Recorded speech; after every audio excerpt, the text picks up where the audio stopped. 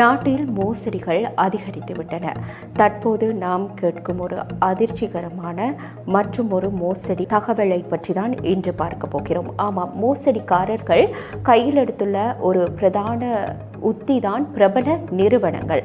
அதுபோன்று அவர்கள் இம்முறை கையில் எடுத்துள்ள நிறுவனத்தின் பெயர் ஸ்ரீலங்கன் ஏர்லைன்ஸ்.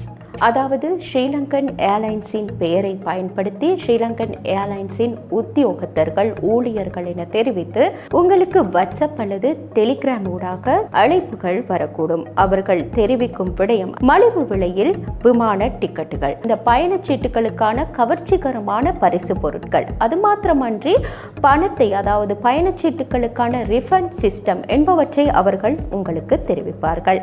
இதன் மூலம் அவர்களது நம்பிக்கையை பெற்றுவிட்ட ஒரு இணையதளத்தின் முகவரியை வழங்கி இந்த இணையதளத்திற்கு சென்றால் நீங்கள் மேலதிக விவரங்களை பெற்றுக்கொள்ளலாம் எனவும் தெரிவிப்பார்கள்.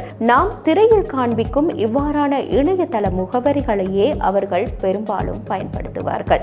அந்த இணையதளத்திற்குள் நீங்கள் சென்றவுடன் அங்கு srilankan.apk என்ற ஒரு செயலியை உங்களுக்கு தரவிறக்கம் செய்ய சொல்வார்கள். நீங்கள் அதனை தரவிறக்கம் செய்யும் போதுதான் சிக்கலில் விழுகின்றனர். ஆமாம், அந்த செயலியானது ஒரு பேங்கிங் ட்ரோஜன் நச்சு மென்பொருளாகும். இதை உங்கள் கைபேசியில் நிறுவும் போது அது உங்கள் குறுஞ்செய்திகளை வாசிக்கவும் கைபேசியை தொலைதூரத்தில் இருந்து இயக்கும் அனுமதியையும் கேட்கும். நீங்கள் அனுமதியை கொடுத்த அடுத்த நிமிடம் உங்கள் கைபேசியின் திரையை மோசடியாளர்களால் பார்க்க முடியும். உங்களின் தனிப்பட்ட தரவுகளை திருட முடியும்.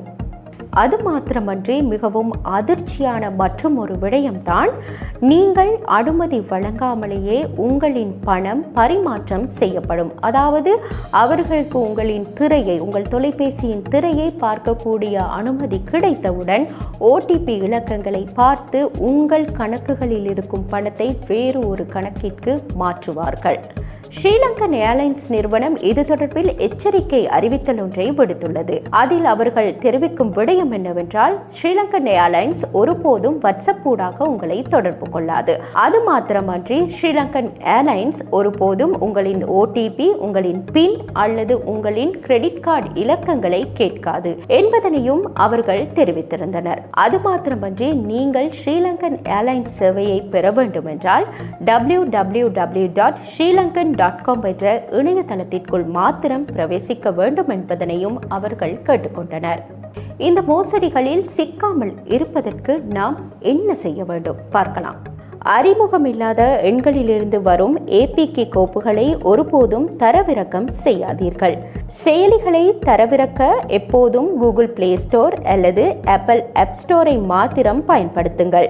உங்கள் கைபேசியின் செட்டிங்ஸில் உள்ள இன்ஸ்டால் அன்னவுன் ஆப்ஸ் வசதியை செயலிழக்க செய்யுங்கள். யாராவது வாட்ஸ்அப் அழைப்பில் உங்கள் தனிப்பட்ட விவரங்களை கேட்டால் உடனடியாக இணைப்பை துண்டித்து விடுங்கள். அதையும் தவிர்த்து நீங்கள் இவ்வாறான மோசடிகளில் பாதிக்கப்பட்டால் உடனடியாக உங்கள் பேங்க் அக்கவுண்ட்ஸை பிளாக் செய்யுங்கள்.